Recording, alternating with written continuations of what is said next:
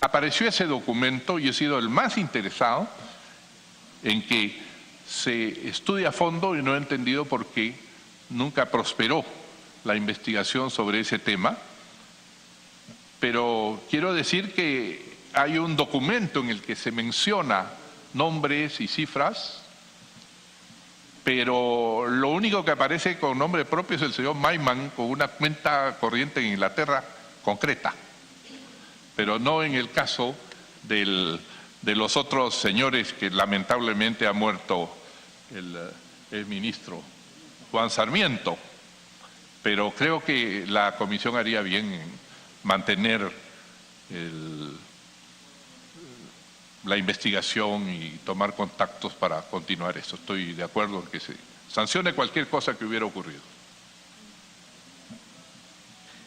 Gracias. En relación con el proyecto Kuntur y los trascendidos de que Marcelo Odebrecht habría señalado que se involucran en el gasoducto por invitación de usted, o que usted alienta a la empresa a involucrarse en este proyecto.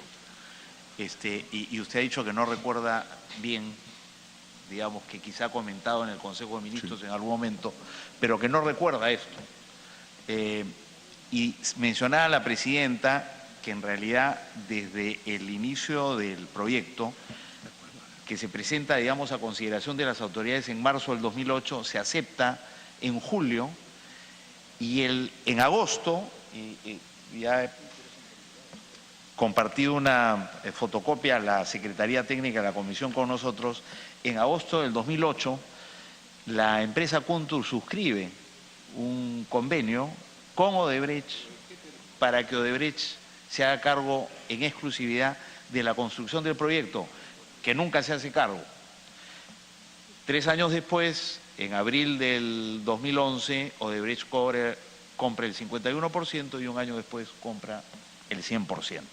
Pero digamos, esa sería la secuencia de eventos.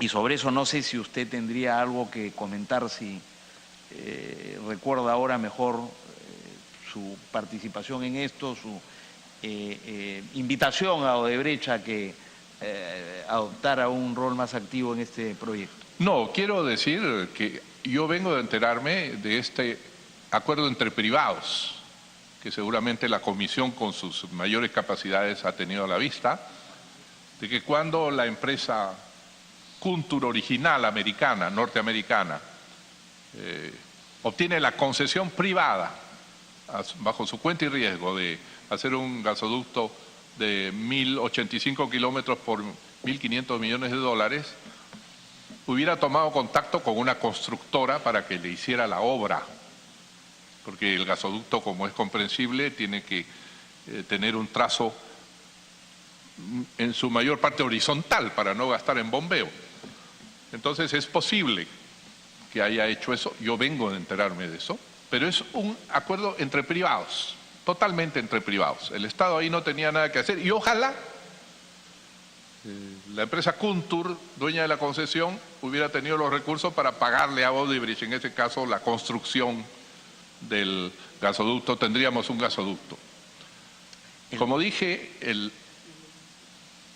el año 2011, y como producto, suponemos, de la crisis mundial y falta de financiamiento, el año 2011, en abril del 2011, adquiere Odebrecht el 51% de esta empresa Kuntur, con la que le hago confianza. Ya tenía tratos para contratarla como constructora. Pero de esto realmente nos enteramos con sorpresa en el Consejo de Ministros por el ministro Sánchez, porque le comunicaron al viceministro de Energía, hemos vendido a Odebrecht esta cantidad. En ningún caso, yo he sido consejero, hay otros consejeros en el Perú, de alto nivel, que han dado consejos a Kuntur. Yo en ningún caso he sido consejero, invierta en esto, invierta en aquello. Eso está fuera de mi horizonte y de mis prioridades. Como digo, es posible que en ese consejo o en alguna oportunidad haya dicho, sí, tal vez en la prensa, no sé, no me acuerdo, que había que verle el lado positivo al asunto, ¿no? Que, bueno, si lo ha comprado una empresa que tiene más espalda financiera y es más importante, es posible que haga, a pesar de la crisis que todavía se sentía el 2011, y imaginé que podía doblar hacia, que sigo pensando, que el gran objetivo de un gasoducto, si tuviéramos el gas suficiente en Camisea, suficiente que no desabastezca el Perú. Pero digamos, eso tendría que ser ya otro gasoducto, porque usted está hablando de un gasoducto que se va a Brasil y el gasoducto que se construiría es un gasoducto que viene a la costa. No, perdón. El gasoducto original y el que compra Odebrecht el 2011 como proyecto es un gasoducto que sale de Camisea, se va hacia el Cusco y llega hasta Juliaca. Entonces, viendo el lado positivo ya el 2011, supongo, y seguramente lo pensé así, los brasileros lo compran porque de Juliaca pueden, siguiendo la interoceánica, llevar el gasoducto. Ya está hecho el plano de la interoceánica, llevárselo hasta el Acre, Rondonia. Con lo cual tendrían primero una gran salida y negocio para el Perú y en segundo lugar una recuperación de su gasoducto mucho mayor. Pero en ningún caso pensamos que se iba a transformar de una inversión privada de 1.500 millones a una inversión público-privada, pública en mayoría, de 7.328 millones, nada más. Pero yo no he dado ningún consejo. Sobre ese proyecto inicial de Kuntur, el proyecto contemplaba la construcción de un polo petroquímico en la costa. No. Digamos, no como parte del gasoducto, porque el gasoducto era eso nada más, pero estaba concebido en el marco de un proyecto mayor que incluía un polo petroquímico. Justamente la concentración hacia Lima del Hantoil, del primer gasoducto del Perú, dejaba de lado el sur y nos pareció absolutamente justo y necesario que el gas beneficiara la zona sur. Lo único que se incluyó fue una planta de craqueo, una planta de condensación en Quillabamba, a pedido de la población y de las autoridades cuando se firmó con el primer proyecto Kuntur, con la primera empresa, se les solicitó que incluyeran en su inversión una planta que beneficiara a Quillabamba, ¿no? Y que en un primer momento iba a permitir llevar en condensado a través de carretera el producto hacia el Cusco. Ahora, el monto de 1.500 millones de dólares como costo del proyecto parece haber sido también una subvalorización extrema, ¿no? Porque usted recordará que ya durante su gobierno los promotores del proyecto solicitan el apoyo del gobierno en la financiación del proyecto, porque se dan cuenta que ese proyecto seguramente cuesta el doble y ellos pueden financiar 1.500, pero no pueden financiar 3.000. Y posteriormente se hacen estudios, ya no sé si durante su gobierno o inmediatamente después con el gobierno del señor Humala, pero lo cierto es que estudios, por ejemplo, el estudio de Gulf y otra empresa también independiente que son contratadas arrojan que el costo de construcción está alrededor de 4, que no es muy distante, y ahí es a donde voy, que no es muy distante de lo que finalmente terminó costando el gasoducto del sur, porque cuando usted habla de los 7.300, los 7.300 incluyen alrededor de 3.000 para gasto, mantenimiento y gestión del proyecto a lo largo de la vida del proyecto. Entonces no podemos incorporar, digamos, esa parte del costo en la comparación con Kuntur, que era tan solo la construcción del gasoducto sin contemplar cuánto costaría su mantenimiento y gestión a lo largo de los años. ¿Qué opina sobre...? Bueno, opino que usted es un buen defensor del segundo proyecto, el proyecto que todos los peruanos íbamos a pagar con nuestra luz eléctrica, pero técnicamente podemos discutir del tema. Lo que yo no discutiría es que el primer proyecto de 1.500 era absolutamente privado, Si los señores americanos se hubieran lanzado a construir y no hubieran terminado, ellos depositaron $70 millones de garantía. De manera que dijeron, lo hacemos por 1.500. Si no podían, allá ellos. Chico, me quedo con los que has construido y te decomiso los 70 millones de garantía de acuerdo al contrato. Y yo creo que hubiera sido un magnífico negocio para el Perú terminar el gasoducto o no terminarlo, porque de todas maneras ganábamos. Lo que yo no entiendo es por qué se cambió. Me lo han intentado explicar, señor Costa. Es decir, que cambiamos el diámetro de 22 a 42 pulgadas. Pero la primera pregunta es, ¿y de dónde sale el gas para 42? ¿Y por qué el gobierno tiene que pagar el uso del gasoducto como si estuviera pasando gas cuando todavía no pasa? ¿Por qué nos comprometemos a eso? ¿Y por qué comprometemos a todos los hogares del Perú? Y he sido el que más insistió desde el 2014 en liquidar esa parte, que todos los hogares paguen en su luz eléctrica esta garantía de red para construir el gasoducto sur. Me parecía absurdo.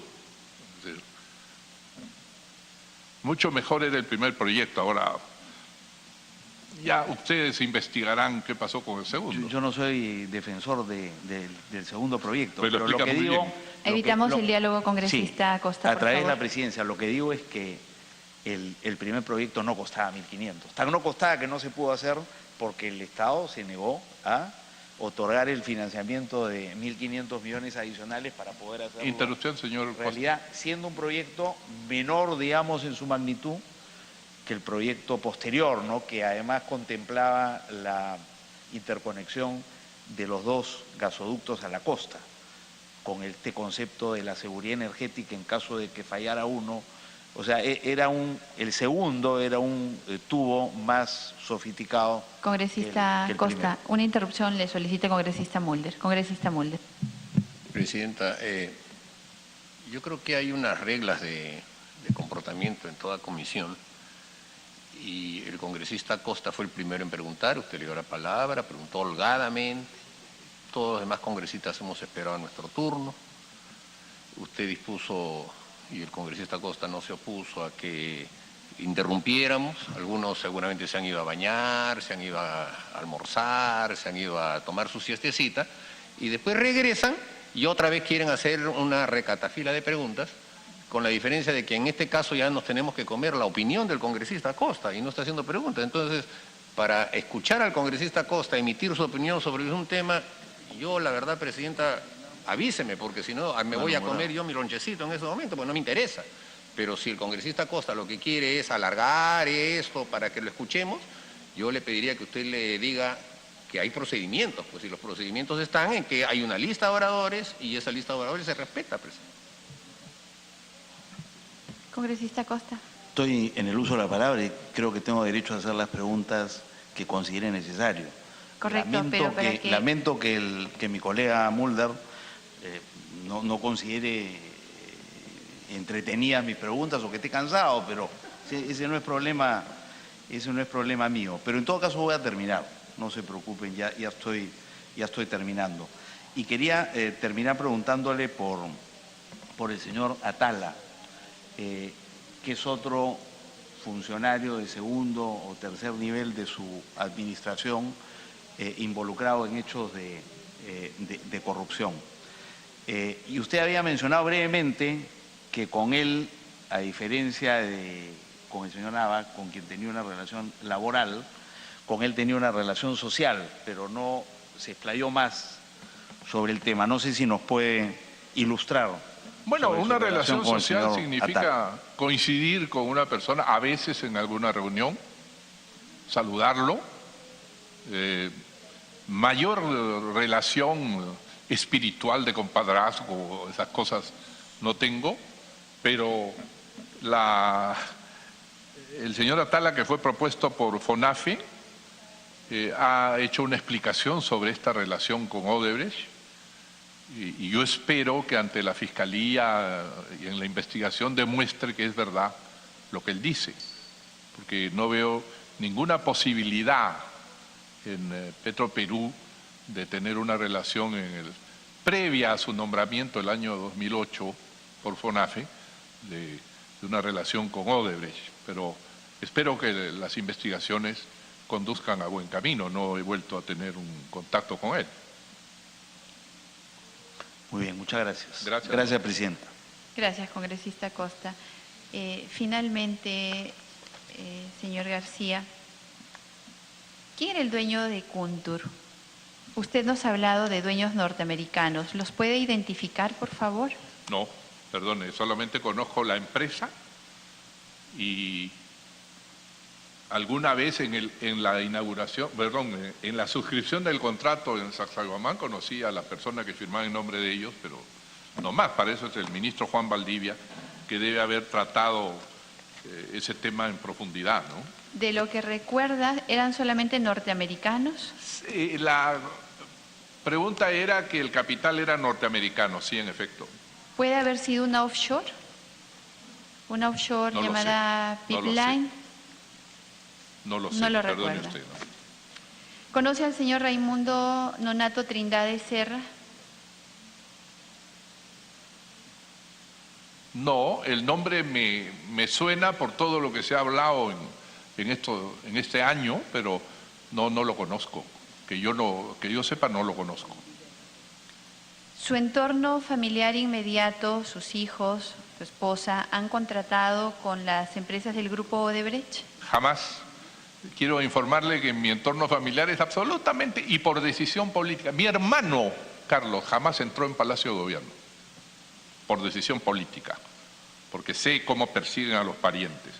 Mis hijos, que han estudiado con beca en la Universidad de Columbia y en el exterior, en Asia, en Singapur, y han trabajado en Estados Unidos. Tengo una hija que es cirujana en Estados Unidos, casada con un médico cirujano del Hospital de Nueva York, los dos. Tengo una hija que es abogada en Washington, casada con un abogado en Washington. Tengo una hija bióloga, que en ningún caso jamás han tenido nada que ver. Y lamento mucho que se involucrara a la señora Pilar Nores, mi esposa, todavía legalmente, en este problema, porque en una de estas solicitudes que se llaman teletones en favor de la fundación que ella dirigía, que ha trabajado para 300.000 habitantes de comunidades campesinas, como otras empresas, se presentara alguien con un cheque de $20.000 de Odebrecht, así voluntariamente como otras empresas lo hicieron, ¿no? Pero jamás hemos tenido ninguna vinculación. La autorización de la versión final del contrato de irrigación Olmos fue autorizada por la entonces ministra de Economía, Mercedes Arauz. Claro, porque los bonos soberanos debían tener un respaldo. El endeudamiento que iba a asumir el gobierno regional de Lambayeque fue tema largamente discutido. Aquí está el primer ministro de entonces y lambayecano, que tuvo pues largas discusiones para lograr que eso se hiciera realidad, y al final se hizo realidad dentro de la lógica de la ministra, como ella lo informó, logrando mejores precios, como he dicho, por hectárea y de recuperación del costo del agua. Ella lo informó porque ella autorizó la versión final del contrato. ¿Es así? No, autorizó, sí, lo coordinó con el gobierno regional. El gobierno regional es el que tomaba las decisiones. ¿Quién autorizó la...? Sí, congresista El Velázquez. primer ministro conoce mucho más. Discúlpame, presidente, y discúlpame, presidenta de la comisión. La iniciativa privada tiene un procedimiento legal. Surge en la región, el contrato, los términos del contrato se aprueban en la región, en el Consejo Regional de Lambayeque, que presidía Yehude Simons en ese entonces. De acuerdo a la ley, la versión final, cuando los términos del contrato comprometen bonos soberanos, endeudamientos, tiene que venir al Ministerio de Economía para la opinión sobre ese compromiso obligatorio, no sobre el contrato en sí. De tal manera que lo que hizo la ministra Mercedes Arauz, yo recuerdo, porque hubo una discrepancia, ella objetaba, por ejemplo, que el contrato no tenía cierre financiero. Entonces lo que hizo fue ella obligar que el concedente, que el concedente se pusiera de acuerdo con el concesionario a los efectos de que ellos pudieran ajustar el precio del valor de la tierra, fecha de cierre financiero, y ya la actual primera ministra mostró todos los beneficios que logró, sugerencia del Ministerio de Economía, incorporar en el contrato el gobierno regional. Porque usted dice, ella autorizó la suscripción del contrato. No, lo que avaló el Ministerio de Economía fue la línea de endeudamiento que contenía el contrato. Esa es la precisión. Entonces, ella aprobó, digamos, la línea de endeudamiento de la versión final del contrato que aprobó el Consejo Regional. Yo recuerdo, presidente, disculpa, que ella, recuerdo que anunció al país, porque también ella se insinuó que iba a renunciar, qué sé yo, y no era verdad, sino que para esa fecha el gobierno había logrado una buena estructura económica financiera para el proyecto Majes. Entonces yo recuerdo que ella fue al Consejo y explicó y dijo, estamos aplicando la misma estructura económica financiera que Majes. Y por eso se dio pase a la línea de endeudamiento, a la segunda etapa del proyecto de irrigación, porque primero fue el de la presa y del túnel, ¿no? Gracias, señor García. No sé si usted me permite, dado que el señor Velázquez parece tener mayor conocimiento del tema, tal vez pueda responder por usted algunas preguntas o ampliar algunas preguntas que se van a hacer en este sentido. La estructuración financiera de Majes dice que era la que finalmente animó a la señora Arauz por la forma en la cual era menos gravosa, porque de lo que hablaba la señora Arauz en esa época era que tal cual estaba diseñada la estructura financiera no era buena para el proyecto. ¿Es así? Presidenta, con el respeto que me merece, pero yo le agradecería, estoy dispuesto a que usted me pudiera invitar a la comisión para hablar sobre esos términos. El presidente ha venido a responder con lo que respecta a él, pero no me puede liberar de satisfacer su preocupación. No hay problema. Repito, la ministra Mercedes Arauz, cuando presentó su observación a la estructura financiera, lo hizo con la finalidad de que tuviera el proyecto poder devolver en el tiempo y garantizar el endeudamiento de ese entonces. Entonces, ella hizo algunas indicaciones al gobierno regional, el gobierno regional las acogió, se juntaron en Lima los funcionarios del gobierno regional con la empresa y lograron incorporar la sugerencia del Ministerio de Economía para garantizar la línea de endeudamiento, y luego se dio el pase, o sea, la opinión sobre la línea de endeudamiento, pero el contrato se suscribió y en Lambayeque el concedente era el gobierno regional y el concesionario era la empresa H2O, que era una subsidiaria de Odebrecht. Para terminar, señor García, ¿usted ha tratado, ha conocido, ha escuchado hablar de quienes hacían la estructuración financiera de los grandes proyectos que se hicieron en su gobierno? No, disculpe, la estructuración financiera, eso está fuera de mi ámbito, eso es un tema privado. Sí, por eso pregunto si usted conoció quién se encargaba, si sabía, dado que podían implicar endeudamiento, están apareciendo indicios de quiénes eran las personas que hacían la estructuración financiera, ¿no es cierto? Están apareciendo indicios, pero no, la verdad que no. Cada ministro hacía su trabajo, pero no está dentro de la empresa privada para saber qué otra empresa le hace la estructuración financiera, ¿no?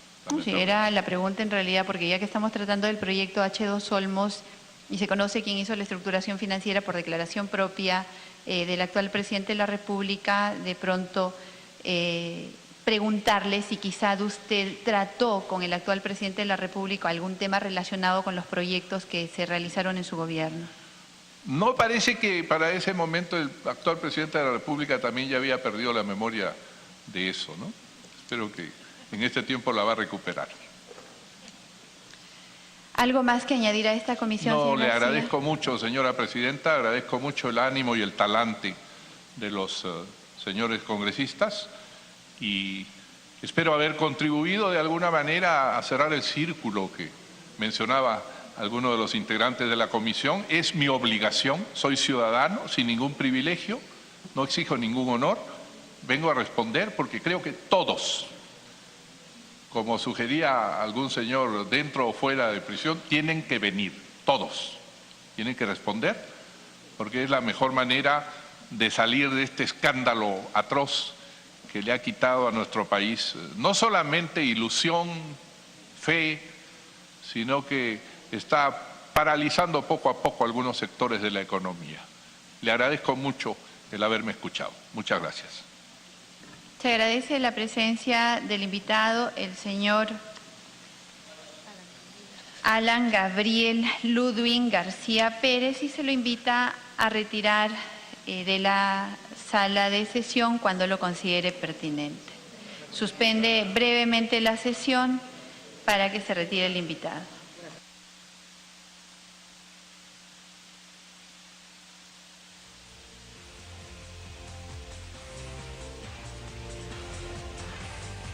Bien, acaba de suspenderse la sesión de la comisión multipartidaria que investiga el caso Lavallato para que se retire del hemiciclo de sesiones del Parlamento Nacional el expresidente Alan García Pérez, quien acudió en calidad de invitado para responder las interrogantes de este grupo investigador que preside la congresista Rosa María Bartra. Se despide de los integrantes de esta comisión tras haber asegurado que no recibió ni un centavo, ni una cuenta, ni una transferencia, ni nada de parte de la empresa Odebrecht y otras. Agregó al inicio de su intervención que si fuera presidente actual de la República asistiría a la Comisión Lavallato para aclarar los hechos. Fue al ingresar al Congreso de la República tras atender la citación que recibió de parte de la Comisión Lavallato. Declaró antes a la prensa para asegurar que todos tenemos la obligación de venir y contribuir con nuestras declaraciones. Como lo señalábamos hace un instante, Alan García Pérez, ex jefe de Estado, dijo que no recibió ni un centavo, ni una cuenta, ni una transferencia, ni nada en el tema de las obras. Se acaba de reanudar la sesión.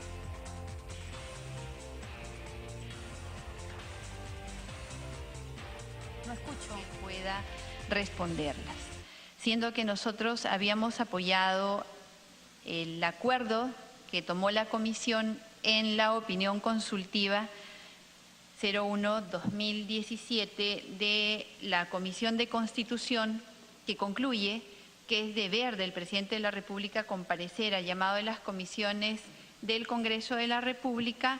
Pongo a debate el tratamiento que debemos tener a la carta remitida por el presidente de la República. Se ofrece el uso de la palabra. Congresista Mauricio Mulder. Presidenta, yo creo que en la medida en que el propio presidente de la República está empezando a recordar algunos de los puntos que señalaba no recordarlos, y que en su carta inicial y unilateral que envió cuando manifestó que no tenía ni había tenido contacto directo ni indirecto con ninguna empresa brasileña, y después resulta que él ha sido uno de los principales asesores en el tema de la empresa H2 Olmos, que es de Odebrecht, la que hacía la bocatoma de Chacya, lugar al que incluso el señor Kuczynski se apersonó, como él mismo lo ha señalado en un video, para ver cómo es la cosa, según manifestaba. Es evidente que nuestra comisión no puede permanecer impasible. Yo creo, Presidenta, que lo que hay que hacer es reiterarle al Presidente de la República la invitación para que venga a la comisión y manifestarle que aunque él quiera escudarse en el artículo 117, quiere escudarse en el artículo 117 de la Constitución, ese artículo no le corresponde. Sin embargo, a renglón seguido, como ya sabemos cuál va a ser su respuesta, evidentemente, Presidenta, tomar la decisión complementaria, en el sentido de formularle las preguntas en otro oficio por escrito. Y allí yo propondría, Presidenta, que usted solicite a cada uno de los miembros de la comisión que presentemos nuestro pliego de preguntas para que se adjunte a ese oficio y le hagamos todas las preguntas que corresponde. No sé si serán 100, 200 o 300 preguntas, pero las que correspondan, a efectos de que él pueda satisfacerlas.